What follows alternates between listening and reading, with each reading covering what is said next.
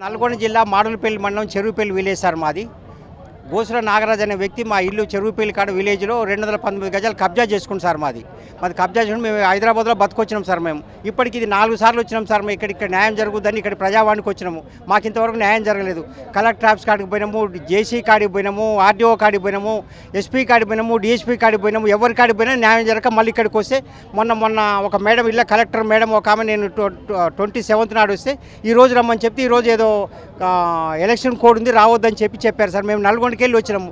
మాకు చాలా ఇబ్బంది ఉంది. మాకు ఇల్లు ఉండటానికి ఇల్లు లేదు. వాళ్ళేమో కలుపుకురు దాని ముందర ఇంకో కొంత గుంట జాగ ఉంది. ఆ గుంట జాగను కూడా కలుపుకున్నాడు. ఏమనంటే కొడతారు, వాళ్ళు గోల చేస్తారు. ఏమనంటే అక్కడ నిలబడితోట్లేదు, మేము అక్కడ బతితోట్లేదు. మా సాగు బతుకులు ఉన్నాయి అక్కడ. మాకు 219 గజాలు మొత్తం కబ్జా చేసుకున్నా ఆయన. కొంచెం మిగిలిందని వాళ్ళకి పోకుండా దారి చేసిండు.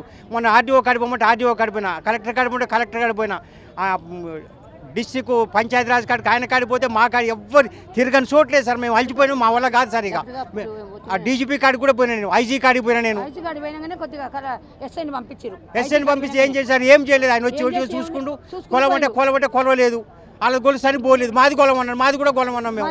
మాది 219 గజాలు అయింది, 73 గజాలు అవతల అయింది. అవతల ఆయన గోసుల నాగరాజు అనే వ్యక్తి, ఆయన బీఆర్ఎస్ లీడర్. ఏమనంటే గుంపు వస్తారు మాట్లాడు. ఏం చేయమండి, మాకు ఇంత గోడ మేము చెత్తేసిగా 5 ఫీట్ల గోడ మేము చెత్తేసేసారు. మరి ఒకటే ఆడపిల్ల, మీకు కొడుకు లేరు, మీకు ఏం చేసుకుని చెప్పుకోపోరి, మీ డమ్మున కాదు చెప్పుకోపోరి, ఏం చేసుకుంటో చేసుకోపో. నీ నుంచే కాదు, మన ఏసై వచ్చినాడు 73 గజాలు, వాళ్ళది 219 గజాలు. మా సారు కొలుసుకోవాలంటే దాని మీద లోన్ కూడా 20,000 లోన్ తీసుకున్నాం సారు. లోన్ తీసుకుంటే అంటే నాగరాజు అంటే నీ పని ఏమిటో ఇంకా తిరుగుతూనే ఉండాలి, నువ్వు నీకు రానిపోవే అని మాట్లాడుతున్నావు. చేసుకోమని దమ్ముగా చెప్పుకో, నాదైతే పో, నువ్వు కాంగ్రెస్కి వేసినగా పోవే, నీకు కానీ కలిపోని మాట కొట్ట వస్తుండు. ఇప్పుడు మీ ఓట్లు ఎవరితో మేము తిరగవలతో మా పని చేసలేదు. ఏం చేయాలో చెప్పండి. మా నా మేడం కాడ ఉండి తాగి చేస్తామంటే, ఎందుకమ్మా మేడం నువ్వు తాగి సాగకు, నీ ఇల్లు నీకు ఇప్పిస్తాను మాట్లాడింది. ఈ అలస లేనే లేదా, అంత దూరం చూస్తే న్యాయం చేసేవాడు న్యాయం చేయకుండా వాళ్ళకి కలిసి అయిపోతుండే. మీరు తిరిగినా కూడా మీకు రాదు. మేము జాగా పెట్టుకొని మేము 219 గజాలు పోగొట్టుకొని మేము తిరుగుతుండే. వాళ్ళు ఇంట్లో కూర్చొని మంచిగా ఉంటుంది, మేము తిరగవలసి వచ్చాయి. ఏ న్యాయం చేస్తారు మీరు? ఏ న్యాయం చేస్తారు మాకు చెప్పండి.